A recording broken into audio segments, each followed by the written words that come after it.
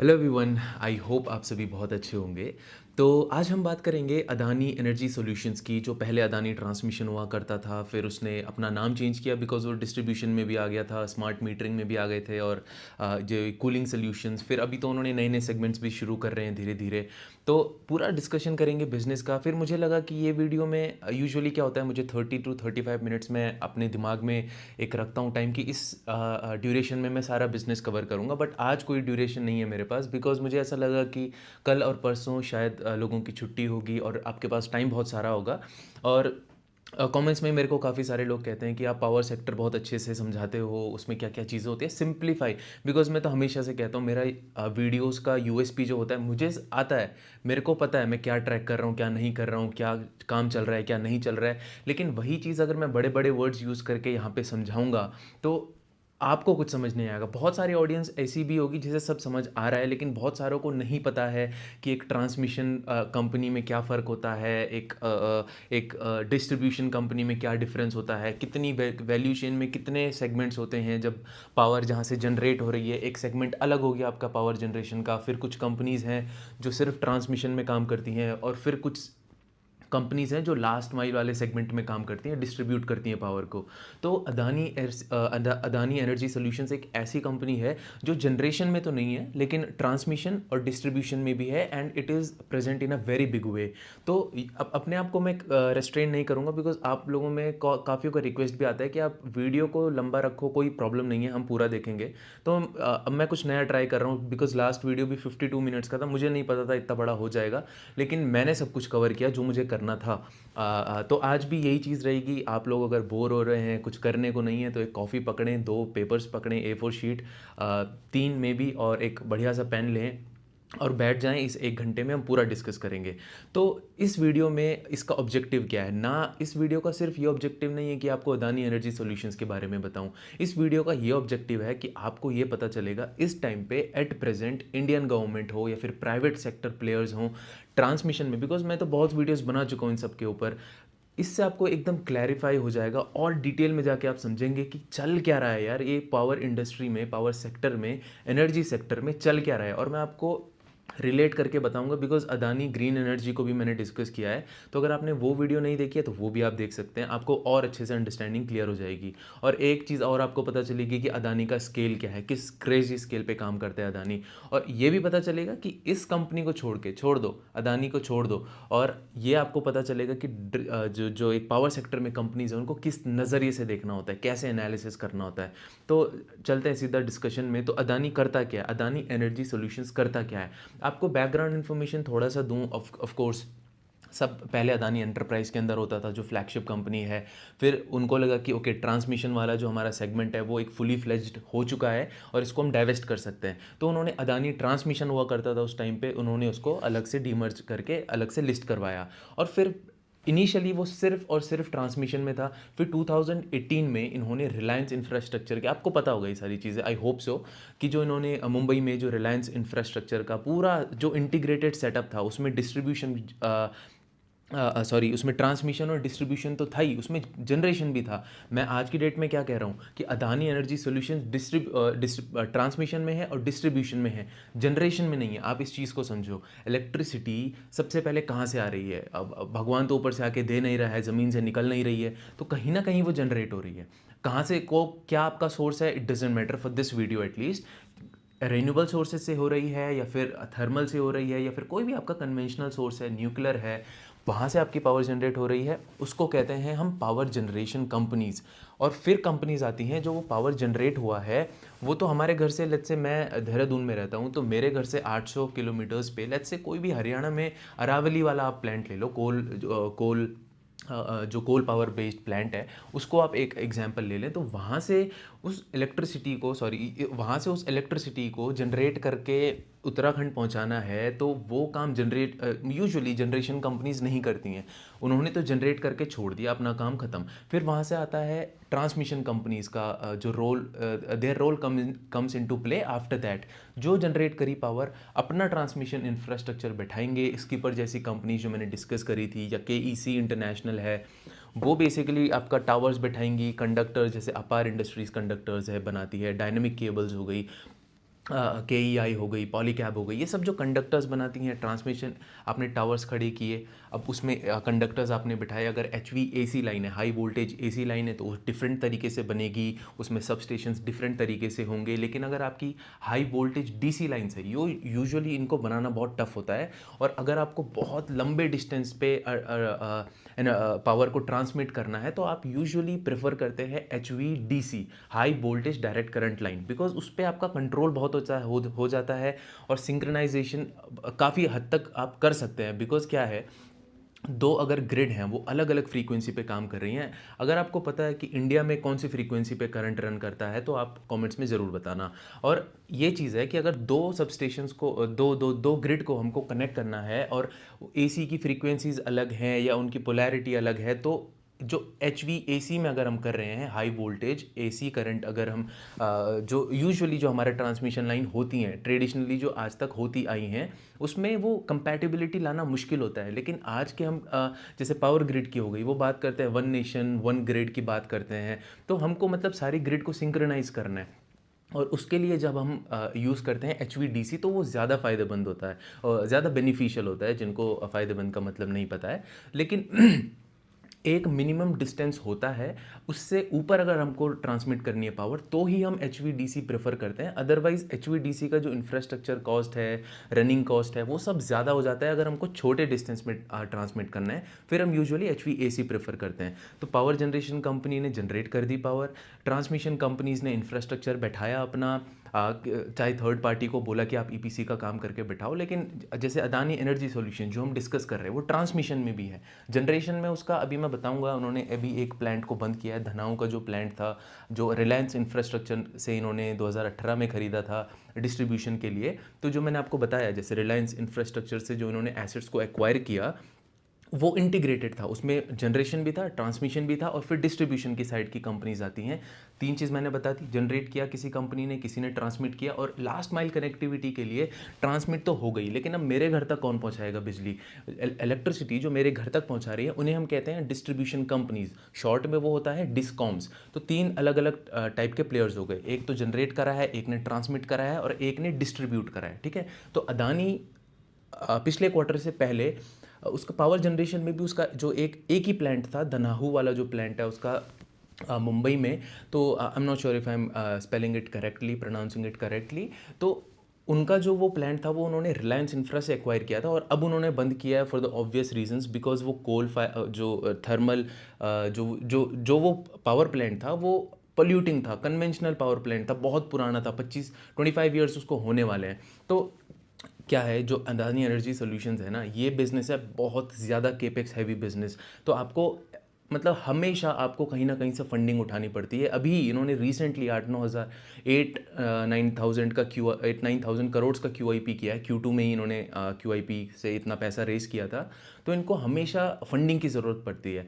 अब आपको ये चीज़ समझनी है कि फंडिंग की जब इतनी ज़्यादा ज़रूरत पड़ती है किसी कंपनी को, बिकॉज ये ट्रांसमिशन में भी है अदानी एनर्जी सॉल्यूशंस, फिर डिस्ट्रीब्यूशन में भी है, और स्मार्ट मीटरिंग में भी काफ़ी हद तक ये काफ़ी अंदर घुस चुके हैं। 20% मार्केट शेयर अभी भी इसका स्मार्ट मीटरिंग में है। उसकी इकोनॉमिक्स में आगे जाके समझाऊंगा कि कितना खर्चा आता है एक मीटर को इंस्टॉल करने में, फिर सेंट्रल गवर्नमेंट कितना पैसा प्रोवाइड करती है, और फिर एन्यूइटी पेमेंट आपका कितना होता है for the next 7.5 years, because 10 साल का होता है। चलो वो चीज़ आगे बताएंगे, अभी कंफ्यूज नहीं करते हैं उसको। तो हमको यहाँ पे ये समझना है कि ये बहुत कैपिटल हैवी इंडस्ट्री है, आपको पैसा हमेशा हमेशा चाहिए अदानी एनर्जी सॉल्यूशंस को। तो बहुत इंपॉर्टेंट हो जाता है कि आप किस कॉस्ट ऑफ फंडिंग पे आप पैसा उठा रहे हैं। तो अगर बाहर से अदानी पैसा उठाता है, या फिर ग्रीन फंड रेजिंग जिसे हम कहते हैं, वो अगर करता है, तो वो कॉस्ट ऑफ कैपिटल कम हो जाता है। तो जब इसके पास, अगर इसकी किटी में, इसके एसेट्स में एक धानु वाला जो, I am not really sure, एक बार मैं देख लेता हूँ उसका नाम क्या है,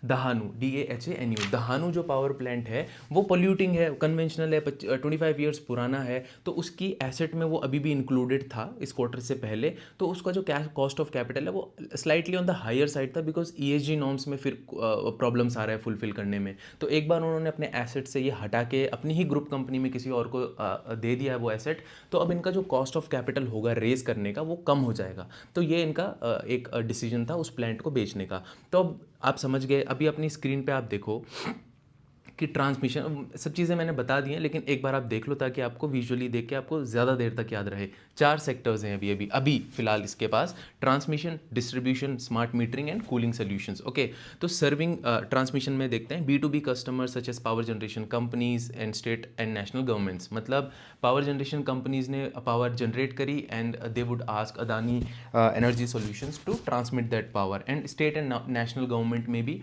इनके जो भी प्रोजेक्ट्स होते हैं वो मैं आगे जाके बताऊंगा किस हिसाब से काम करते हैं, बिकॉज टीबीसीबी वाला जो होता है सेक्शन 63 टीबीसीबी प्रोजेक्ट्स जो होते हैं वो अलग होते हैं, और सेक्शन 62 जो आरएबी एसेट्स होते हैं, रेगुलेटरी एसेट बेस वाले जो एसेट्स होते हैं वो अलग होते हैं। बहुत डिटेल में अभी समझाऊंगा जाके, इसीलिए मैंने कहा था this will be my Christmas gift to all of you, because इसके बाद आपको किसी और वीडियो की देखने की ज़रूरत नहीं पड़ेगी कि चल क्या होता क्या है। टीबीसीबी बहुत लोग देखते हैं, सेक्शन 63 टीबीसीबी में ऑर्डर विन किया है किसी अदानी एनर्जी सॉल्यूशंस ने, तो उसका मतलब क्या है, why how is it different from section 62 RAB assets, तो वो सब चीज़ें भी बताएंगे। बहुत लोगों को डिफरेंस ही पता नहीं होता है इस चीज़ का। तो डिस्ट्रीब्यूशन में आप देखो, आप addressing the needs of B2B industrial customers through MPSEZ utilities limited and both retail and C&I customers through Adani electricity Mumbai limited. अब आप देखो, एनर्जी एज अ सर्विस ये प्रोवाइड कर रहे हैं दो कंपनीज़ के through, MUL limited and AEML limited. तो मैं पहले AEML की बात करता हूँ, ये कहाँ से आई। ये रिलायंस का जो पूरा मुंबई का जो जनरेशन, ट्रांसमिशन और डिस्ट्रीब्यूशन इंफ्रास्ट्रक्चर था, रिलायंस इंफ्रास्ट्रक्चर का, तो उन्होंने जो एक्वायर किया फिर उन्होंने नाम चेंज करके इसको अदानी इलेक्ट्रिसिटी मुंबई लिमिटेड कर दिया। अब मुंबई सिटी में पूरा जो इलेक्ट्रिसिटी का जनरेशन तो नहीं करते हैं, मैंने अगेन जो आपको बताया दहानू वाला प्लांट इन्होंने अब अपने एसेट से हटा दिया और ग्रुप कंपनी को बेच दिया है। So they are no longer into power generation, they are into transmission and distribution in Mumbai city. तो जो भी ये काम करते हैं AEML के अंदर करते हैं, अदानी इलेक्ट्रिसिटी मुंबई लिमिटेड। और ये कहाँ से आई, ये रिलायंस इंफ्रास्ट्रक्चर का जो उन्होंने एसेट्स एक्वायर किया था उसी को चेंज किया है इन्होंने नाम। और जो MPSEZ यूटिलिटीज़ है, तो आपको पता होगा एक अदानी पोर्ट्स वाली कंपनी है, स्पेशल इकोनॉमिक जोन जो उसका पूरा नाम है, तो उसके अंदर ये पहले कंपनी आती थी Mundra ports special economic zone. तो इनको क्या लगा कि इनके पास ऑलरेडी अदानी पावर और वहाँ से इनके पास एक पैक्ट है पावर परचेज एग्रीमेंट का। तो इनको ये लगा कि जो ये जो ये MPSEZ यूटिलिटीज़ है, तो ये अदानी पोर्ट से हटा के अब हम इसको अपने पास ले आते हैं ताकि मुंद्रा रीजन में जो भी इंडस्ट्रियल कस्टमर्स हैं उनको हम डिस्ट्रीब्यूट करें, because they are already into distribution in Mumbai. तो अब ये मुंद्रा में भी इन्होंने खाली ग्रुप कंपनी को इधर से उधर किया है, कोई बहुत ज़्यादा दिमाग लगाने वाली बात नहीं है। MPSEZ, अब MUL, आगे से इसको मैं MUL बोलूँगा, MPSEZ यूटिलिटीज़ लिमिटेड को, बिकॉज अगेन बहुत लंबा नाम बार बार मैं रिपीट नहीं कर सकता हूँ। तो MUL जो है अब वो डिस्ट्रीब्यूशन में MUL जो है वो डिस्ट्रीब्यूट करती है इलेक्ट्रिसिटी कहाँ पे, मुंद्रा रीजन में, बिकॉज वहाँ पे बहुत सारी इंडस्ट्रीज़ हैं, if you don't already know that. बाकी स्मार्ट मीटरिंग में आपको पता होगा, स्मार्ट मीटरिंग आपको बताने की ज़रूरत नहीं है। स्मार्ट मीटरिंग में भी ये काफ़ी अच्छे से, बिकॉज क्या है, आई थिंक इनको 2.3 करोड़ स्मार्ट मीटर्स लगाने हैं। अभी तक कितने लगाए हैं, 60 लैक्स लगाए थे पिछले साल तक, फिर अभी 40 लैक्स इस साल और लगाएंगे, ये तो 1 करोड़ हो जाएगा, फिर नेक्स्ट ईयर ये 1 करोड़ और करेंगे। अब उसका इकोनॉमिक्स समझते हैं स्मार्ट मीटरिंग का, ये किस हिसाब से स्मार्ट मीटर लगाते हैं। तो इनको एक स्मार्ट मीटर का कॉस्ट इनको पड़ता है around 5,800 rupees, if I am not mistaken. ठीक है, तो इनको कॉस्ट पड़ता है 5,800 रुपीज़। और जब ये एक स्मार्ट मीटर लगाते हैं किसी के भी घर पे, लेट्स सपोज, तो इनको central government 900 rupees up front provide करती है। ठीक है, तो ये चीज़ आपको समझनी है। तो अब इनको क्या है कि for the next 10 years 2.5 years इनको मिलते हैं स्मार्ट मीटर्स को डिप्लॉय करने के लिए, और बाद में फॉर द नेक्स्ट 7.5 ईयर्स, जिसका मतलब होता है इसको हम अगर मंथ्स में ट्रांसलेट करेंगे तो 7.5 years is equivalent to 90 months. तो उस 90 मंथ्स में इनको बराबर इक्वली एनुअल पेमेंट आएगा to the tune of 12,000, means 90 months में इक्वली वो 12,000 डिस्ट्रीब्यूट होके आता रहेगा हर साल। 12,000 नहीं आएगा, 1 मीटर का इनको ओवरऑल मिलेगा 12,000 रुपीज़। वो भी एक टाइम एकदम नहीं मिलेगा, एट द इंस्टेंट नहीं मिलेगा, आज मीटर लगाया तो आज नहीं मिलेगा, वो मिलेगा इनको 90 मंथ्स में इक्वली डिवाइड होके। तो ये चीज़ आपको समझनी है। तो और इसमें क्या है, इंटरनल रेट ऑफ रिटर्न कितना है, 25%। तो आप ये चीज़ समझो, इसका मतलब क्या है, 1 मीटर इनका कॉस्ट आता है 5,800 रुपीज़ का। जब ये 1 मीटर लगाते हैं तो सेंट्रल गवर्नमेंट इनको प्रोवाइड करती है सिर्फ 900 रुपीज़। ओके, और उसके बाद इनके पास एवरी ईयर वो 12,000 रुपीज़ इक्वली डिस्ट्रीब्यूट होके आते रहते हैं। एनुअल पेमेंट इनका होता है, अब उसको कैलकुलेट कर सकते हैं, अराउंड 1,600 रुपीज़ पर मीटर एनुअली इनको मिलेगा। तो इनिशियली इनको क्या करना है, आपको पैसा तो इनकम मिल रहा है अच्छा खासा, इंटरनल रेट ऑफ रिटर्न भी जो इस बिजनेस सेगमेंट में है, स्मार्ट मीटरिंग वाले में, वो भी है नॉर्थ ऑफ 25%। कोई प्रॉब्लम नहीं है, return on equity is also above 18% in this particular segment. But दिक्कत क्या है कि आपको अपफ्रंट पैसा चाहिए आपके पास पहले इतना सारा मीटर को इंस्टॉल करने के लिए, बिकॉज आपको पैसा नहीं मिल रहा है। आप जब मीटर इंस्टॉल कर रहे हैं, आपने 5,800 मीटर का कॉस्टिंग आया, फिर उसको आपको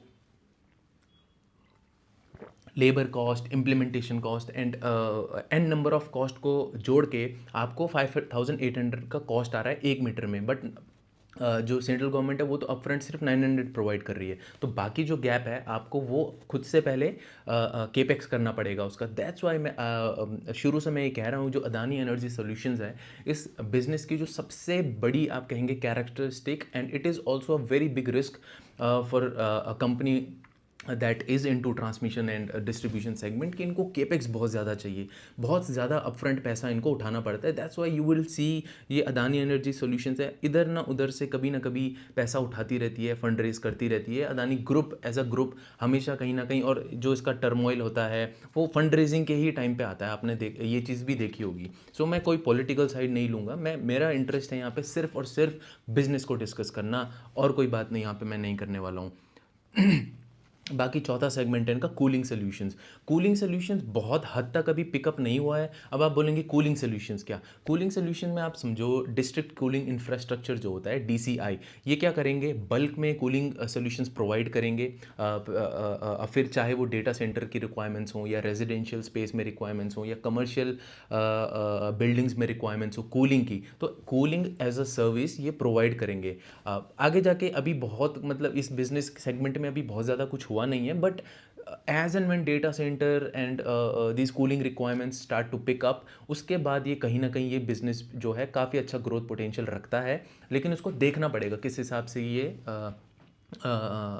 आगे जाके अच्छा करेगा या बुरा करेगा या ओके ओके करेगा, वो सब हमको देखना पड़ेगा। वो आप देख भी सकते हैं यहाँ पे, providing B2B cooling solutions for commercial real estate, industrial cooling, data centres and airports under cooling as a service. पिछले वीडियो में जो अनंतराज मैंने डिस्कस किया था, मैंने ये चीज़ें आपको बताई थी, इंफ्रास्ट्रक्चर एज अ सर्विस क्या होता है, प्लेटफॉर्म एज अ सर्विस क्या होता है, सॉफ्टवेयर एज अ सर्विस क्या होता है। मीन्स इंफ्रास्ट्रक्चर आप बेच रहे हैं एज अ सर्विस, सॉफ्टवेयर आप बेच रहे हैं एज अ सर्विस, प्लेटफॉर्म आज बेच रहे हैं एज अ सर्विस, तो यहाँ पे आप कूलिंग बेच रहे हैं एज अ सर्विस, चाहे वो सब्सक्रिप्शन बेस्ड मॉडल हो या वन टाइम हो, जिस भी हिसाब से, but you are selling cooling solutions as a service. तो वो आगे जाके देखना पड़ेगा how this business performs. Okay, अभी ये चीज़ आपको और थोड़ा सा मैं दिखा दूँ, फिर आपको और चीज़ें बहुत ही इंटरेस्टिंग चीज़, अभी आप देखो 3 चीज़ें इसमें दी हुई हैं कि our revolution from transmission to diversified energy solutions. इन्होंने अदानी ट्रांसमिशन से अपना नाम चेंज करके अदानी एनर्जी सॉल्यूशंस इसीलिए किया था बिकॉज पहले ये सिर्फ ट्रांसमिशन में थे 2018 तक। उसके बाद जब इन्होंने रिलायंस इंफ्रा के एसेट्स को एक्वायर किया, फिर ये डिस्ट्रीब्यूशन में भी आए। अभी नाम ये सिर्फ अदानी ट्रांसमिशन रखते तो उसके फुल स्कोप को, फुल वर्क के स्कोप को रिफ्लेक्ट नहीं कर पाता। So that's why they change the name from Adani transmission to Adani energy solutions. अब वो हर टाइप का एनर्जी सॉल्यूशन को केटर कर सकते हैं, और वो नाम फिर रिफ्लेक्ट कर रहा है कंपनी के बिजनेस मॉडल को भी। तो आप पहली चीज़ देखें, the journey begins with power transmission. Our journey begin in 2015 with a strategic merger and 15 में बेसिकली डीमर्जर हुआ। फिर आप बात का पढ़ो, since then we have pursued multiple inorganic and organic opportunities. Notable milestones मैं आपको बताता हूँ कौन कौन से रहे हैं। जीएमआर के एसेट्स इन्होंने एक्वायर किए थे राजस्थान में, वो कौन कौन से एसेट्स थे, अनदर ये इसमें डिस्कशन करते हैं। मारू ट्रांसमिशन लाइन थी, एक अरावली ट्रांसमिशन लाइन थी, ये आ तो दूर दूर से रही हैं, बट राजस्थान में जो भी ये ट्रांसमिशन का इंफ्रास्ट्रक्चर था विद इन द स्टेट, वो पहले जीएमआर का था, फिर उन्होंने जीएमआर से एक्वायर किया। क्यों किया, बहुत स्ट्रेटेजिकली किया, बिकॉज मैंने आपको अदानी ग्रीन एनर्जी जब समझाया था, इसीलिए मैं कह रहा हूँ वो वीडियो पहले देखो, बार बार उसका डिस्कशन होगा। बिकॉज क्या है ना, अदानी की जो ग्रुप कंपनीज हैं बहुत ज़्यादा आपस में रिलेटेड हैं। तो जो अदानी ग्रीन एनर्जी है मैंने आपको बताया था खावड़ा में, गुजरात में उनका बहुत ही एम्बिशियस प्लान है 30 गीगावाट रिन्यूएबल एनर्जी बनाना, चाहे वो सिर्फ सन से हो, चाहे वो सिर्फ सोलर एनर्जी हो या विंड हो या हाइब्रिड हो। तो बिकॉज खावड़ा एक ऐसा रीजन है वहाँ वो बहुत आइडियल है आपका विंड के लिए भी और सोलर एनर्जी के लिए भी। And the same is with Rajasthan also. तो इन्होंने राजस्थान में ऑलरेडी ट्रांसमिशन इंफ्रास्ट्रक्चर को एक्वायर करना शुरू कर दिया है। HVDC पे भी ये काम कर रहे हैं, high voltage direct current. In fact it is अभी तक का I think this is the only private company to have installed HVDC line, because HVDC line बहुत पैसा लगता है उसमें, और HVDC लाइन इतना ईजी नहीं होता है बनाना। तो राजस्थान में बहुत स्ट्रैटेजिकली इन्होंने एक्वायर किया है, बिकॉज क्या है, गुजरात बहुत पास में है वहाँ से, फिर ये राजस्थान में भी अपना प्रेजेंस बना रहे हैं, तो वहाँ से एनर्जी को एक्सट्रैक्ट करके ये मुंबई में या फिर जहाँ भी जिस भी लोकेशन में इनको ज़रूरत हो वहाँ पे ये ट्रांसफ़र कर सकते हैं इलेक्ट्रिसिटी को, रिन्यूएबल को, रिन्यूएबल एनर्जी को रादर। और इनके MP में भी काफ़ी सारे एसेट्स हैं, जैसे एक MP में इनका है महान और सिपात वाला जो उसको MS ट्रांसमिशन लाइन भी कहते हैं। महान से सिपात की तरफ वो ट्रांसमिशन लाइन जाती है from Madhya Pradesh to Chhattisgarh also, basically उनको कनेक्ट कर रही है। तो इसका ट्रांसमिशन इंफ्रास्ट्रक्चर फैला हुआ है।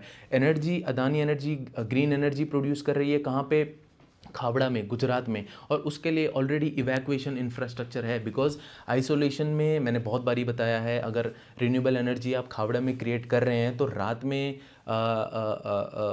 उस एनर्जी का अगर इवैक्यूएशन इंफ्रास्ट्रक्चर नहीं बैठा है, मींस अगर वो एनर्जी वहाँ पे क्रिएट हो रही है और उसको वहाँ से ट्रांसफ़र करने का, ट्रांसमिट करने का कोई इवैक्यूएशन इंफ्रास्ट्रक्चर नहीं है, तो उस एनर्जी का क्या फ़ायदा। रात को गौतम अदानी जी नाइट शो तो नहीं करने वाले हैं खावड़ा पे, उस एनर्जी को बेचना ही है अल्टीमेटली, उसके लिए ट्रांसमिशन इंफ्रास्ट्रक्चर चाहिए। और ऑलरेडी अदानी एनर्जी ने बहुत ही मीन्स कहीं स्ट्रैटेजिकली कहें बहुत अच्छे से इन्होंने एसेट्स को एक्वायर करके, ट्रांसमिशन इंफ्रास्ट्रक्चर को एक्वायर करके रखा हुआ है ऑलरेडी।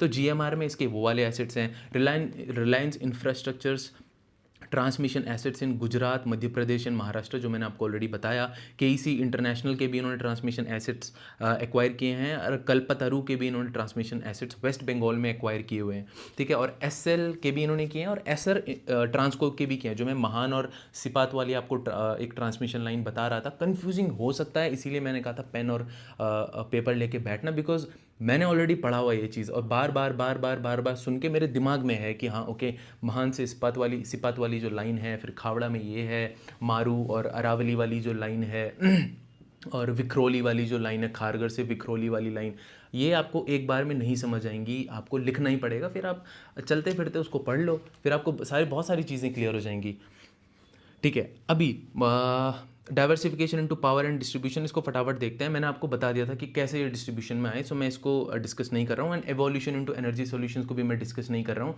जो मैंने आपको कूलिंग सर्विस वाला बताया और स्मार्ट मीटरिंग वाला बताया वही है इसमें, तो इसमें we won't waste any more time. अभी मोस्ट इंपॉर्टेंट, मोस्ट तो नहीं, I think it is most important, because यहाँ पे लोगों को समझ नहीं आता है।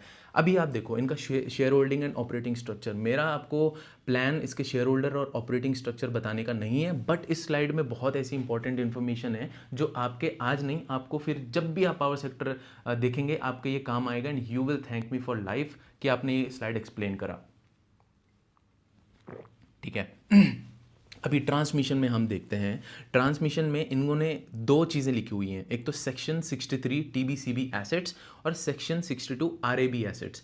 तो ये सेक्शन 62 ये क्या चीज़ है? सेक्शन 62 सेक्शन किस में होते हैं? लॉ में, जो इनका एक्ट होता है इलेक्ट्रिसिटी एक्ट वगैरह को, सेक्शन 63 जो है वो वहाँ से आया है, कन्फ्यूज़ मत होना बस। और इसको यहीं पर आप छोड़ दो, इससे ज़्यादा इसका कोई सिग्निफिकेंस है भी नहीं। तो TBCB क्या है? टैरिफ बेस्ड कॉम्पिटिटिव बिडिंग, ठीक है। एक ये अलग चीज़ होती है। अब देखो क्या होता है, अदानी एनर्जी सॉल्यूशंस है, इसको ट्रांसमिशन इंफ्रास्ट्रक्चर में ये बिड करती है, इसके टेंडर्स खुलते हैं, चाहे वो स्टेट गवर्नमेंट के थ्रू हो। अगर स्टेट गवर्नमेंट के थ्रू हो तो कौन खोलता है? SERC, state electricity regulatory commission. अब वो हर जगह का अलग हो सकता है, उत्तराखंड का अलग है, महाराष्ट्र का अलग है। अगर महाराष्ट्र की हम बात कर रहे हैं SERC की, तो महाराष्ट्र का क्या होगा? MERC, Maharashtra electricity regulatory commission. तो वो इंट्रा स्टेट होता है। अगर वो ट्रांसमिशन इंफ्रास्ट्रक्चर सिर्फ महाराष्ट्र के अंदर ही उसकी ज़रूरत है, वहीं इलेक्ट्रिसिटी जनरेट हो रही है, वहीं पे ही उसको ट्रांसमिट हो रही है, इंटर स्टेट नहीं हो रही है, बेसिकली इंट्रा स्टेट हो रही है, विद इन द स्टेट, तो उसका जो रेगुलेटरी जो अथॉरिटी होगी वो कौन होगा, जो टैरिफ सेट करेगा वो होगा MERC, Maharashtra electricity regulatory commission. अगर इंटर स्टेट है, लेट्स से गुजरात में इलेक्ट्रिसिटी प्रोड्यूस हो रही है, चाहे वो रिन्यूएबल से हो या थर्मल से हो, हरियाणा में हो रही है, कहीं भी हो रही है, उसको मुंबई लेके जाना है, विच मीन्स आपको 2-3 स्टेट ट्रैवल करने पड़ेंगे। अब 2-3 स्टेट जब आपने ट्रैवल करे, so it is not intra, वहाँ पे सेंट्रल का काम आ जाएगा, स्टेट का अब कोई काम नहीं है। तो वहाँ पे आपका जो रेगुलेटरी बॉडी होगी वो कौन सी होगी, सेंट्रल इलेक्ट्रिसिटी रेगुलेटरी कमीशन। नाम याद रखना, भूलना मत। CERC तब आती है काम में जब इंटर स्टेट होता है, एक स्टेट से दूसरे स्टेट से तीसरे स्टेट से चौथे स्टेट जाना होता है। कितने भी एक से ज़्यादा स्टेट अगर इन्वॉल्व है तो जो रेगुलेटरी आपकी बॉडी होती है वो होती है central electricity regulatory commission, which is CERC। और इंट्रा स्टेट होती है, विद इन वन स्टेट होती है। तो जिस स्टेट का है, मुंबई का है तो MERC, भोपाल का है तो BERC, सॉरी मध्य प्रदेश का है तो मे बी उसका MPERC होगा, I am not really sure, but state का नाम चेंज हो जाता है स्टार्टिंग में, ठीक है। ये चीज़ आपको ध्यान रखनी है। अभी अभी अभी बहुत इंपॉर्टेंट, TBCB का मतलब क्या है, tariff based competitive bidding. Adani infrastructure जैसी अदानी एनर्जी सॉल्यूशंस जैसी बहुत सारी कंपनी हैं जो ट्रांसमिशन इंफ्रास्ट्रक्चर बैठाती हैं, चाहे वो पावर ग्रिड हो जो आपका PSU है सबसे बड़ा, प्राइवेटली सबसे बड़ी अदानी एनर्जी सॉल्यूशंस है जितना मुझे ध्यान आ रहा है। और ऑफ कोर्स जो PSU है उसमें तो पावर ग्रिड का जो स्केल है that is just on an different level, बहुत ही बड़ा स्केल है उसका। तो जहाँ पे भी ट्रांसमिशन के टेंडर्स खुलते हैं वहाँ पे आपके दो ऑप्शंस होते हैं। पहला ऑप्शन ये है कि आपने वो नया ट्रांसमिशन लाइन बनाना है, ठीक है। तो अगर हम सेक्शन 63 TBCB रूट के थ्रू अगर टेंडर आया है तो इसका मतलब क्या है कि बहुत सारे जो कंपनीज़ है वो पार्टिसिपेट करेंगी उस टेंडर में, और उनका पूरा डिटेल्ड रिपोर्ट होता है वो जाएगा।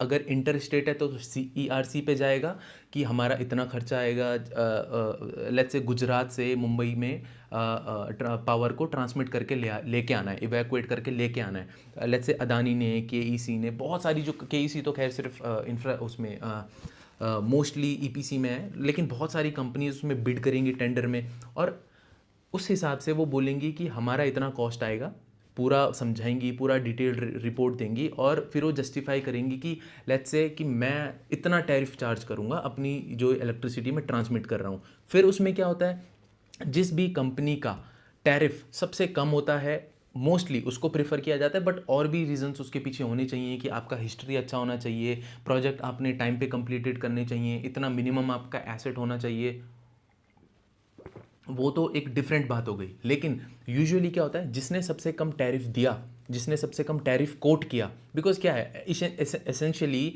Adani energy solutions let's say transmission infrastructure बनाती है, तो उसका क्या जा रहा है, वो क्यों बनाएगी, अल्टीमेटली उसको बना के वहाँ से पावर ट्रांसमिट करके पैसा कमाएगी। अब वो पैसा कैसा, मीन्स हम यहाँ पे कमोडिटी क्या है, जो हम प्रोडक्ट बेच रहे हैं वो क्या है, बिजली है। अब बिजली किस भाव में बिकती है, टैरिफ होता है बिजली का, जो इलेक्ट्रिसिटी का जो टैरिफ होता है, टैरिफ रेट्स। तो TBCB से जब सेक्शन 63 TBCB में जब टेंडरिंग की बात होती है, विच मीन्स जो इंडिविजुअल कंपनीज हैं उन्होंने ऑलरेडी अपना टैरिफ सेट किया हुआ है, और उन्होंने सजेस्ट किया है, चाहे वो स्टेट इलेक्ट्रिसिटी रेगुलेटरी कमीशन हो, अगर इंटर स्टेट की बात है, अगर इंटर स्टेट की बात है तो CERC है, उसके पास फिर रिकमेंडेशन जाता है हर कंपनी की तरफ से कि ओके हम इस टैरिफ पे ये काम करने के लिए रेडी हैं। और यूजुअली क्या होता है, जैसे पावर ग्रिड की अगर आप अर्निंग्स कॉल सुनेंगे या उसके बारे में पढ़ेंगे तो वो इंटरनल रेट ऑफ रिटर्न अपना रखते हैं कि अगर हमारा 1000 करोड़ का खर्चा आने वाला है इस ट्रांसमिशन लाइन में, तो हम टैरिफ इस हिसाब से रखेगा पावर ग्रिड की उस केपेक्स के ऊपर they should be able to earn at least 11 to 12%, तो उस हिसाब से वो अपना टैरिफ रखेगा। अदानी एनर्जी सॉल्यूशंस के केस में क्या है, इसका मैनेजमेंट बार बार कहता है कि अगर हमें 15% minimum internal rate of return नहीं मिल रहा है तो हम उस प्रोजेक्ट को नहीं करते हैं। तो उस टैरिफ उतना टैरिफ हम हमेशा उतना टैरिफ कोट करते हैं कि हमको एटलीस्ट 15% रिटर्न मिल जाए।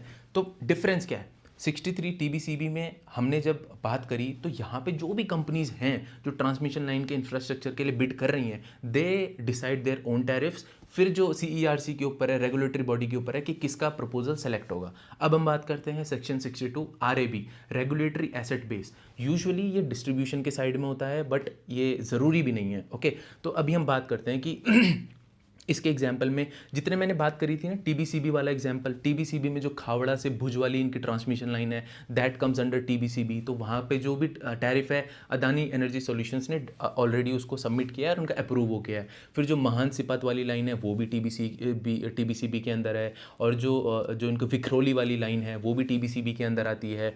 और जो इनकी और कौन सी बची, मारू और अरावली वाली जो लाइन्स है जो इन्होंने जीएमआर से एक्वायर करी थी, वो भी टीबीसीबी के अंदर है। लेकिन डिस्ट्रीब्यूशन साइड में जो इन्होंने रिलायंस इंफ्रास्ट्रक्चर के एसेट को एक्वायर किया था और फिर डिस्ट्रीब्यूशन शुरू किया, वो आता है रेगुलेटरी एसेट बेस के अंदर, विच कम्स अंडर 62, सेक्शन 62। तो उस केस में क्या होता है, अब उस केस में डिफरेंस है। यहाँ पे अदानी एनर्जी सॉल्यूशन डिटरमाइन नहीं करेगी कि मैं कितना प्रॉफिट टैरिफ चार्ज करूँगी। यहाँ पे लेट्स से आज का रेगुलेटरी बेस इनका है अराउंड 8,500 करोड़ रुपीज़, ठीक है। तो जो रेगुलेटरी बॉडी है, अगेन डिटेल्ड रिपोर्ट जाएगी रेगुलेटरी बॉडी के पास, और लेट्स से उसमें 800 करोड़ का और इंफ्रास्ट्रक्चर को इम्प्रूव करना है या मॉडिफिकेशन करना है या एडिशनल इंफ्रास्ट्रक्चर और लास्ट माइल कनेक्टिविटी इंप्रूव करने के लिए और बैठाने की ज़रूरत है।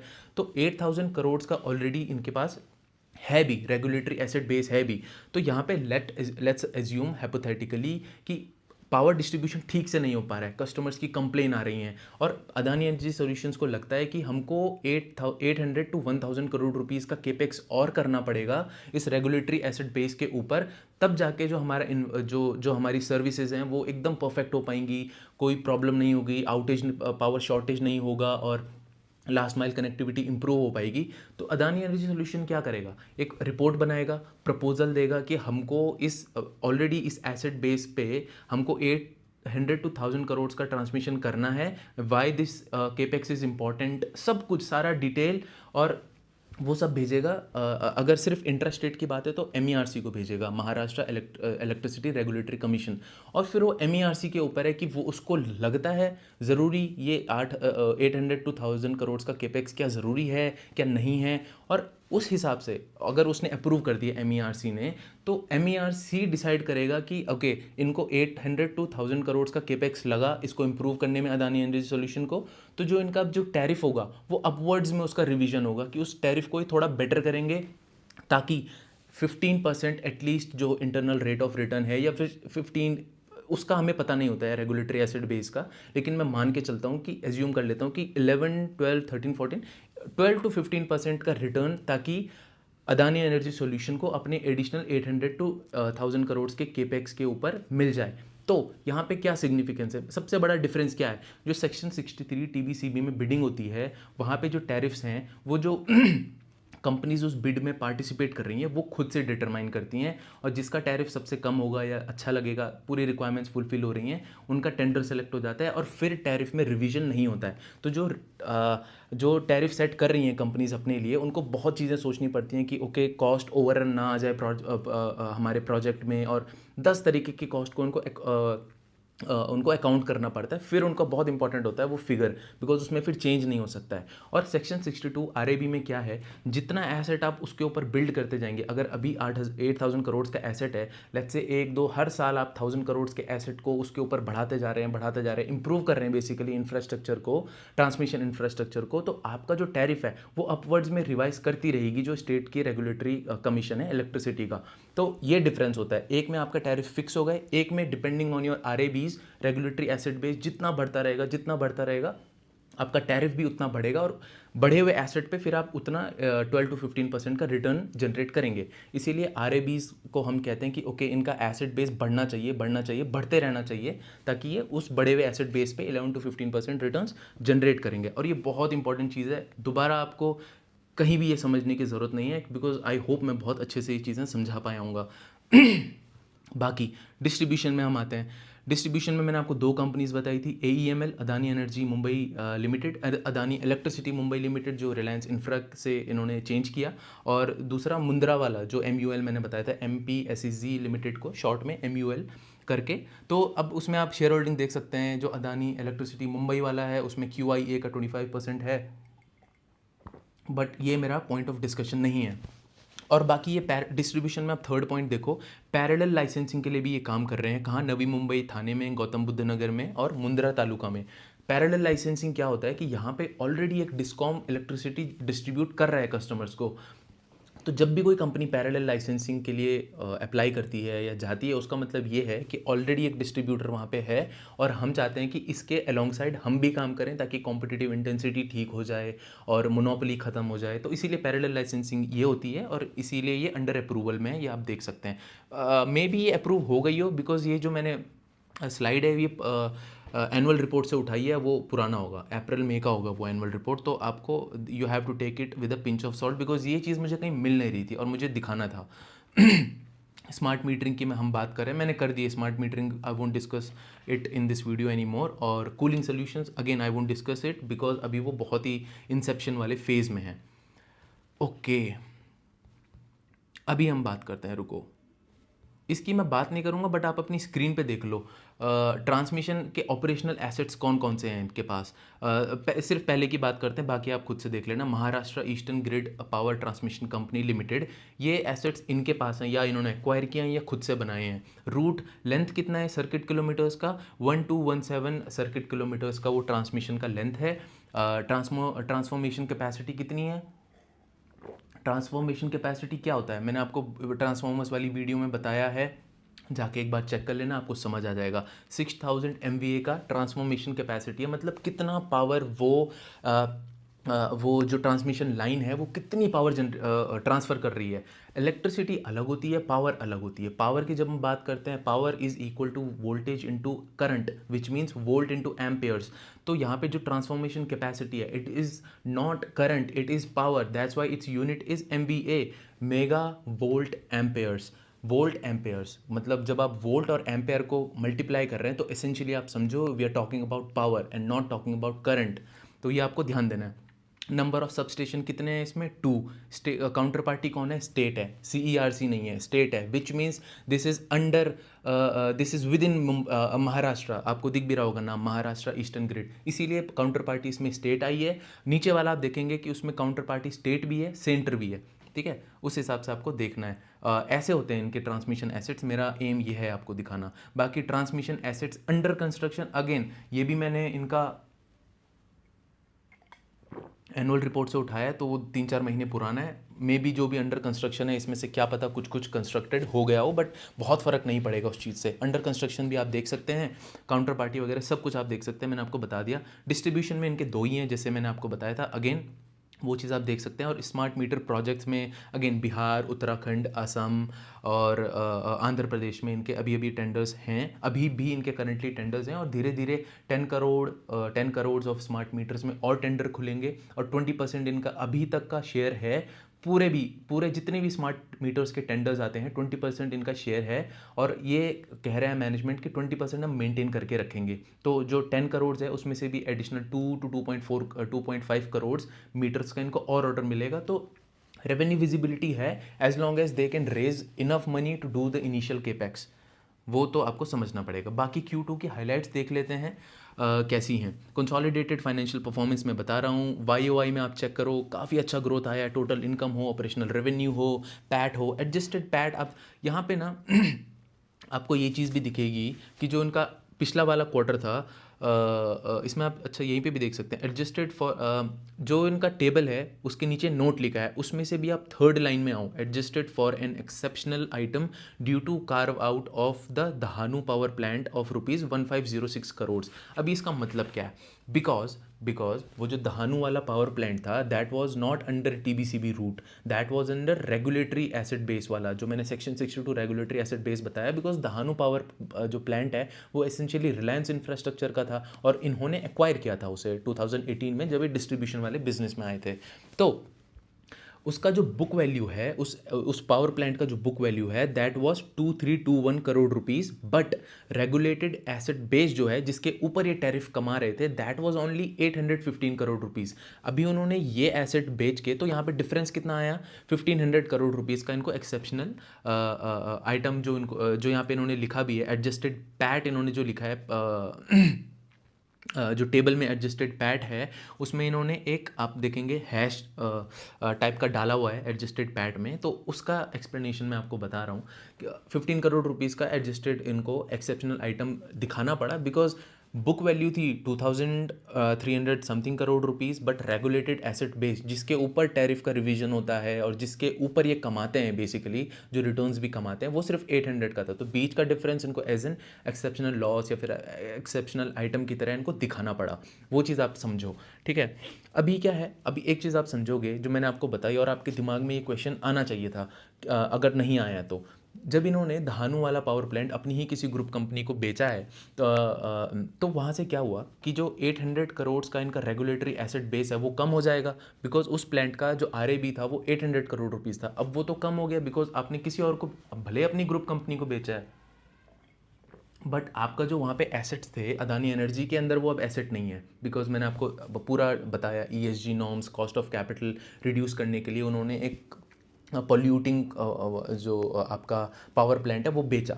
लेकिन आपका रेगुलेटरी एसेट बेस भी तो कम हो गया। अब गलत चीज़ होती है, एक नेगेटिव इम्पैक्ट आता है, बिकॉज आपका अगर रेगुलेटरी एसेट बेस कम हुआ है तो जो MERC है यहाँ पे, महाराष्ट्र इलेक्ट्रिसिटी रेगुलेटरी कमीशन, वो बोलेगा कि आपका जो रेगुलेटरी एसेट बेस कम हो गया है तो आपके जो टैरिफ है मैं उसमें डाउनवर्ड रिवीजन कर दूंगा, ठीक है। बिकॉज मैंने बताया tariff are directly related to regulatory asset base under 62 RAB assets जो भी होते हैं। तो इनका ये कहना है कि हम ईयर एंड तक इतना, हम 1000 करोड़ टू 1200 करोड़ का केपेक्स करेंगे। अपना जो AEML है, Adani energy electricity Mumbai limited, जो इनका ये धानु वाला धानु तो उन्होंने बेच दिया, लेकिन जो भी इनका ट्रांसमिशन और डिस्ट्रीब्यूशन में मुंबई के अंदर जो भी इंफ्रास्ट्रक्चर है उसमें ये 1000 करोड़ का और केपेक्स करेंगे। तो जो आपका रेगुलेटरी एसेट बेस है उसमें बहुत ज़्यादा चेंजेस नहीं आएंगे, वो ऑलमोस्ट उतना ही रहेगा। लेकिन थोड़ा बहुत हिट तो आता ही है, आपको भी ये भी समझना पड़ेगा। अदरवाइज़ अगर ये नहीं बेचते एसेट तो ये रहता ही रहता है इस कंपनी के पास। इनको एडिशनल केपेक्स जो ये करते तो on top of it include होता, बट उसके फ़ायदे भी हैं, इनका कॉस्ट ऑफ कैपिटल कम होगा। So there is a trade off, उसको आपको इस तरीके से देखना है। ओके, आई थिंक इसमें अब क्या मैं आपको बताऊँ, हाँ, बहुत इंपॉर्टेंट, आप यहाँ पे समझोगे कि चीज़ें होती कैसी हैं, ठीक है। पर्टिकुलर्स देखो, ट्रांसमिशन बिजनेस का दिया है इन्होंने, डिस्ट्रीब्यूशन बिजनेस का दिया है, और डिस्ट्रीब्यूशन में भी अलग अलग दिया है। अदानी इलेक्ट्रिसिटी का अलग दिया है और MUL लिमिटेड का अलग दिया है। तो ट्रांसमिशन बिजनेस में आप समझो, Q2 FY25 की अवेलेबिलिटी कितनी थी, Q2 FY24 की भी सेम थी। एवरेज अवेलेबिलिटी इज़ 99.7 दोनों के केस में, पिछले साल के सेकंड क्वार्टर में भी और इस साल के सेकंड क्वार्टर में भी। और जब आपकी अवेलेबिलिटी इतनी रहती है तो आपको इंसेंटिव्स भी मिलते हैं गवर्नमेंट की तरफ से। तो इनको 35 करोड़ का इंसेंटिव भी मिला था, ठीक है। So it is in line. Transmission network added, पिछले, पानी ख़त्म हो गया मेरा। Q2 FY24 में 219 सर्किट किलोमीटर्स ऐड किए थे, Q2 FY25 में सिर्फ 140 किए हैं। सो लोअर है, बट अगेन इलेक्शंस और थोड़ा बहुत ऊपर नीचे इस क्वार्टर में हो जाता है, बिकॉज एसेंशियली ये क्या है, बहुत शॉर्ट पीरियड वाला काम नहीं करती हैं, तो इसमें आपको बहुत ज़्यादा प्रॉब्लम वाली बात नहीं है। लेकिन आप टोटल ट्रांसमिशन नेटवर्क देखो सर्किट किलोमीटर्स में, पिछले साल ये था 19,862 सर्किट किलोमीटर्स का, अभी हुआ है 23,269 किलोमीटर्स का। और यहाँ से इनका प्लान क्या है, 2030 तक ये चाहते हैं कि हमारा 30,000 सर्किट किलोमीटर्स का ट्रांसमिशन लाइन का इंफ्रास्ट्रक्चर होना चाहिए। तो एम्बिशियस टारगेट है, काफ़ी अच्छा टारगेट है। और लास्ट में सेक्शन में मैं डिस्कस भी करूंगा कि लास्ट वाली अर्निंग्स कॉल में क्या हुआ था, और लेटेस्ट अपडेट्स आपको दूंगा। ये तो थोड़ा आपको पुराने लग रहे, ये पुराना नहीं है बाय द वे, अब मैंने Q2 FY25 के इन्वेस्टर प्रेजेंटेशन से दिखाना शुरू किया है। सो यहाँ पे जो भी चीज़ें हैं ये काफ़ी अपडेटेड है, अप्रैल में की नहीं है बेसिकली। डिस्ट्रीब्यूशन बिजनेस में सप्लाई रिलायबिलिटी देखो 99.99%, नो इश्यूज़। डिस्ट्रीब्यूशन लॉस जितना कम उतना बेटर, ये आपको समझना पड़ेगा। बिकॉज मैंने आपको क्या बताया, कंडक्टर्स जब मैं डिस्कस करता था कि डिस्ट्रीब्यूशन में भी लॉस होता है, तो डिस्ट्रीब्यूशन का ये जो लॉस है इट इज़ 4.85, पहले ये था 5.81। तो अच्छी बात है, लॉस जितना कम होगा उतना अच्छा। यूनिट सोल्ड भी आप देख सकते हैं कि इस बारी थोड़ा ज़्यादा बिकी हैं, तो जिस हिसाब से ज़्यादा यूनिट्स बिकती रहेंगी उतना ही ऑब्वियसली पैसा कमाएंगे। और डिस्ट्रीब्यूशन बिजनेस जो MUL है, मुंद्रा वाला जो रीजन है, वहाँ पे जो डिस्ट्रीब्यूट करते हैं इलेक्ट्रिसिटी, वहाँ पे भी ज़्यादा नहीं है, 234 हुआ है 156 से, ज़्यादा हुआ है बट अभी बहुत ज़्यादा वहाँ पे इतना भी ज़्यादा कुछ है नहीं, ठीक है। अभी मैं आपको क्या दिखाऊँ, कंसोलिडेटेड एक, बिकॉज हर हर कंपनी का मैं डेट डिस्कस नहीं करता हूँ, बिकॉज कुछ कंपनीज होती हैं जो कैपिटल इंटेंसिव है ही नहीं, उनके बैलेंस शीट में डेट होता ही नहीं है, तो इतना रिस्क नहीं होता है। अब इस कंपनी के लिए बहुत बड़ा रिस्क हो जाता है डेट का, बिकॉज अगर ये रेगुलरली फंड रेज नहीं कर पाई, इसको पैसा मार्केट नहीं दे पाया, इसका इंप्रेशन ख़राब हो गया मार्केट में, इमेज ख़राब हो गई, जो होती है कॉर्पोरेट गवर्नेंस का इशू हो। मैं नहीं कह रहा हूँ हुआ है या नहीं हुआ है, बिकॉज किसी ने आके वो प्रूव नहीं किया है। तो मैं ये कह रहा हूँ कि अगर इशू नहीं भी है, बट एक इमेज चला जाता है कि यार इस कंपनी में कॉर्पोरेट गवर्नेंस इशू हैं, या फिर पॉलिटिकल चला जाती है कभी कभी जो बहस है, तो वो चीज़ें ख़राब कर सकती हैं जो माहौल है। लेकिन अब आप कंसोलिडेटेड नेट डेट देखेंगे, मैं इसमें आपको सिर्फ, हाँ चलो सब चीज़ें दिखा देता हूँ। कंसोलिडेटेड नेट डेट आज की डेट में कितना है, 275 बिलियन रुपीज़ का। ओके, कॉस्ट ऑफ डेट कितना है, 9.5। पहले कितना था, अगर 2016 से हम कंपेयर करें तो 10.9 था, अभी 9.5 हो गया है, जो ये धीरे धीरे और कम करेंगे। कॉस्ट ऑफ डेट है ये, by the way. And average debt maturity for long term debt कितना है, ये जितना ज़्यादा होगा उतना अच्छा है, बिकॉज आपके पास फिर मेच्योरिटी जब तक नहीं आपकी आ रही है, तो आपके पास उतना टाइम मिलेगा आपको डेट को रीपे करने का। तो जितना ज़्यादा आपको टाइम मिलेगा, उतना ज़्यादा आप कोशिश करेंगे कि आपके बिजनेस से कैश फ्लो जनरेट हो, और वो आप यूज़ करें या तो केपेक्स के लिए या तो डेट को सर्विस करने के लिए। तो जितना ज़्यादा उतना अच्छा है। अभी कितना है, ऑलमोस्ट 6.9, मतलब ऑलमोस्ट 7 ईयर्स पे चला गया है। जितना ज़्यादा जाता रहेगा उतना अच्छा। नेट डेट टू एबिटा अभी 3.1x का है, ज़्यादा है, नो डाउट ज़्यादा है, इसको कम करने की ज़रूरत है। लेकिन अगेन हम समझ सकते हैं कि अभी जो ये कंपनी है ना, ये बहुत फिनोमिनल ग्रोथ फेज़ में। मैं आपको अब बताता हूँ कि हुआ क्या है, चल क्या रहा है। देखो, 8,300 करोड़ रुपीस QIP में इन्होंने रेस किए थे Q2 FY24 में, जो कि बहुत बड़ी बात होती है पावर सेक्टर में। आई डोंट थिंक इससे ज़्यादा रुपए इतना फ्रिक्वेंटली कोई रेस किया होगा कभी। और सिक्योर्ड 4 न्यू ट्रांसमिशन प्रोजेक्ट, जो मैंने आपको बताया बिड पाइपलाइन होती है ट्रांसमिशन प्रोजेक्ट्स की, चाहे वो स्टेट के अंदर हो या फिर सेंट्रल के अंदर हो, तो वहाँ पे इनको बिडिंग करनी पड़ती है। अभी ऑलमोस्ट 85,000 टू 1 लाख करोड़ का बिडिंग बाकी है, ठीक है। तो इन्होंने क्या किया, 4 न्यू प्रोजेक्ट सिक्योर किए Q2 में, और इनके पास Q1 में जब इन्होंने अपडेट दिया था तो ये कह रहे थे कि हमारे पास अभी 17,000 करोड़ का ट्रांसमिशन प्रोजेक्ट का केपेक्स बाकी है, ठीक है। इतना इनके पास बाकी है। अब मैं इनका केपेक्स का वैल्यू आपको इसीलिए बता रहा हूँ कि जितना ज़्यादा ये केपेक्स करेंगे, उस केपेक्स के ऊपर ये 10 to 15, TBCB के अंदर तो ये कहते हैं कि हम सीधा सीधा 15% का रिटर्न रखते हैं, और RABs के अंदर वेरी कर सकता है depending on the regulatory commission. तो जितना ज़्यादा केपेक्स ये करेंगे उतना ज़्यादा इनके लिए अच्छा है, गिवन कि ये केपेक्स के लिए इनके पास फंडिंग रिक्वायरमेंट्स हों, ठीक है। तो Q1 में इनके पास 17,000 crore of transmission projects under construction थे, इम्प्लीमेंटेशन फेज में थे। Q2 में इन्होंने 4 न्यू ऑर्डर्स और बिड में और जीते हैं, they have von 4 new orders. अब इनके पास वो 17,000 करोड़ से सीधा जो इनके अंडर इम्प्लीमेंटेशन प्रोजेक्ट्स हो गए, वो हो गए हैं 30,000 करोड़ के, मैसिव जंप। अब प्रॉब्लम ये है कि ये पैसा कहाँ से लाएंगे, that always is a big big big question, ठीक है। टोटल केपेक्स चलो ये छोड़ो, ये सब बहुत फालतू डिटेल्स हैं। अभी आपको बताता हूँ। मेरे को ग्रोथ पाइपलाइन में अभी भी इनके पास जो बिड पाइपलाइन है रादर, उसमें 85,000 टू 1 लाख करोड़ का है, और उसमें ये कह रहे हैं कि we hope to get projects of 15,000 to 20,000 crore in next 6 months. तो सोचो, मतलब 50,000 करोड़ के इनके पास प्रोजेक्ट्स अंडर इम्प्लीमेंटेशन हो जाएंगे, which is a very good thing. बाकी इन्होंने क्या किया है नया, they have entered into C&I segments. ये बिल्कुल नया इन्होंने शुरू किया, कमर्शियल एंड इंडस्ट्रियल सेगमेंट्स, ठीक है। उसमें क्या है, बिकॉज आज के जो नए बिजनेसेस हैं, हम डेटा सेंटर का एग्जांपल लेते हैं, तो उनको पावर सिस्टम में रिलायबिलिटी बहुत ज़्यादा चाहिए। वो नॉर्मल जो कन्वेंशनल डिस्ट्रीब्यूशन कंपनीज़ हैं उन पे डिपेंडेंट नहीं हो सकते हैं, बिकॉज उनका सर्विस उतना भी अच्छा नहीं होता है। तो ये क्या करते हैं, अदानी एनर्जी सॉल्यूशंस ने क्या नया शुरू किया है कि प्राइवेटली उनके पास जाएंगे और उनको बोलेंगे कि आप हमसे पावर सिक्योर करो। और इनफैक्ट अगर आप देखेंगे, ग्रीन एनर्जी अगर आप खरीद रहे हैं इस टाइम पे इंडिया में, so there is open access, आपको परमिशन लेने की ज़रूरत नहीं है आपको। बिकॉज पहले क्या होता था, 1 मेगावाट के ऊपर अगर आपको पैक्ट करना है किसी के साथ तो यू नीडेड परमिशन। लेकिन अभी क्या है, ग्रीन एनर्जी आप कहीं से भी कितना भी खरीद सकते हैं। तो अगर ये प्राइवेट कस्टमर्स जैसे हो गए, कमर्शियल एंड इंडस्ट्रियल कस्टमर्स, ये अदानी एनर्जी सॉल्यूशंस को बोलेंगे कि आप लेट्स से उनको, बिकॉज क्या है, गूगल है, माइक्रोसॉफ्ट है, या कोई भी बड़ी कंपनी है जो बाहर की एमएनसी है, इंडिया की भी जो बहुत बड़ी बड़ी एमएनसीज हैं, तो ये क्या चाहती हैं कि अपना जो एनर्जी का कंजम्पशन है, या तो वो रिन्यूएबल से आए, मीन्स किसी भी तरीके से कार्बन फुटप्रिंट कम हो। इसीलिए that's why it's very important, क्योंकि ये अदानी ग्रीन एनर्जी के अंदर क्या कर रहे हैं, खावड़ा में 30 गीगावाट का इनका काम चल रहा है रिन्यूएबल एनर्जी पे।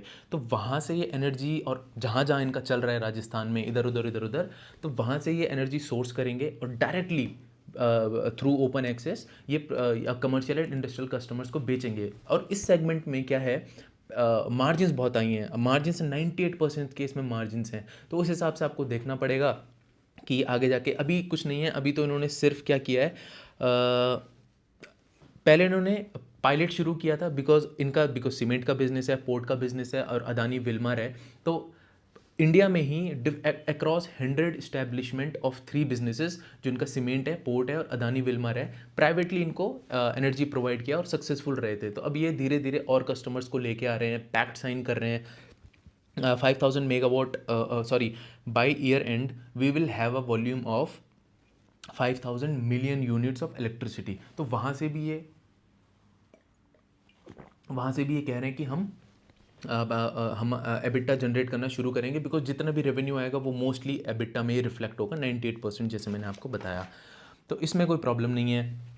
अब जो दहानू, लास्ट डिटेल है, फिर मैं इसको रैप अप करता हूँ। जो दहानू का पावर प्लांट है, अभी आपके दिमाग में एक और क्वेश्चन आना चाहिए था कि अगर वो पावर प्लांट सिर्फ उसका जो पावर परचेज एग्रीमेंट है वो अगर नेक्स्ट ईयर ख़त्म हो रहा है, तो मुंबई पे इलेक्ट्रिसिटी कहाँ से आएगी। तो उसका ये मैनेजमेंट ने ये चीज़ बताई कि दहानू का जो पावर प्लांट है उसके साथ जो एग्रीमेंट है वो एक्सटेंड होगा 1-2 साल और, बिकॉज मुंबई में अभी इतनी इलेक्ट्रिसिटी ट्रांसमिशन की अवेलेबिलिटी नहीं है कि दहानू को सीधा सीधा बंद कर दिया जाए और वहाँ से पावर परचेज एग्रीमेंट को कैंसिल कर दिया जाए, बिकॉज उसका एंड होने वाला है, वैसे भी 25 ईयर्स का एंड आने वाला है उसका।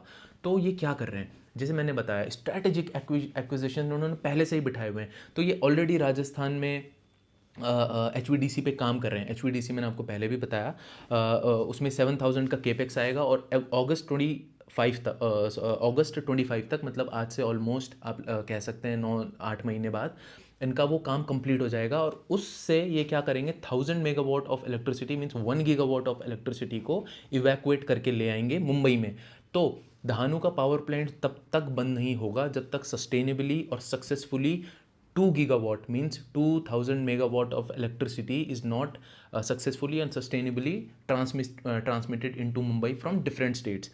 तो जो विक्रोली वाली लाइन है, आई थिंक विक्रोली वाली लाइन के आसपास भी इनका एक और काम चल रहा है, but I am not really sure because बहुत सारा कॉम्प्लेक्स डिटेल्स है। लेकिन एक मुंबई HVDC लाइन पे तो काम इनका चल ही रहा है, और इनके 2 और जो टेंडर्स हैं, राजस्थान में है एक, और एक गुजरात में है या मुंबई में है, एक और HVDC का काम, 2 और HVDC के इनको प्रोजेक्ट्स मिलने की उम्मीद है। तो उस हिसाब से हमको देखना पड़ेगा, टेंडर्स के रिजल्ट आएंगे तो ऑब्वियसली मुझे अगर अपडेट मिल गया तो मैं उसको शेयर करूँगा। मुझे बस ध्यान दिला देना कि चल क्या रहा है अदानी एनर्जी सॉल्यूशंस में। बस यही है। आई होप ये चीज़ें आपको बहुत अच्छे से समझ आई होंगी। अब आई एम प्रिटी श्योर अगर आप पावर ग्रिड को अभी इस वीडियो के बाद जाके एनालाइज करेंगे ना, आपको मेरी भी ज़रूरत नहीं पड़ेगी। बहुत सारी जो इंपॉर्टेंट कॉन्सेप्ट्स होते हैं मैं ऑलरेडी कवर कर चुका हूँ। बस थोड़ा बहुत बिजनेस के रन करने में तरीका डिफरेंट हो सकता है, ट्रांसमिशन प्रोजेक्ट्स के नाम डिफरेंट हो सकते हैं। इसमें अगर महान टू सिपात है तो पावर ग्रिड के केस में ऊपर J&K से कहीं और तरफ भी हो सकता है। तो वो आपको देखना है। कंफ्यूज होने की बात नहीं है, डरने वाली बात नहीं है। कोई भी प्रॉब्लम है इस कंपनी को लेके मुझे कमेंट्स में ज़रूर आप लोग पूछिएगा। और इस वीडियो को मैं यहीं तक रखता हूँ एंड आई होप आपको ये सब चीज़ें बहुत अच्छी लगी होंगी। मिलेंगे आपसे नेक्स्ट वीडियो में, तब तक के लिए thank you so much and merry Christmas to you all. Bye.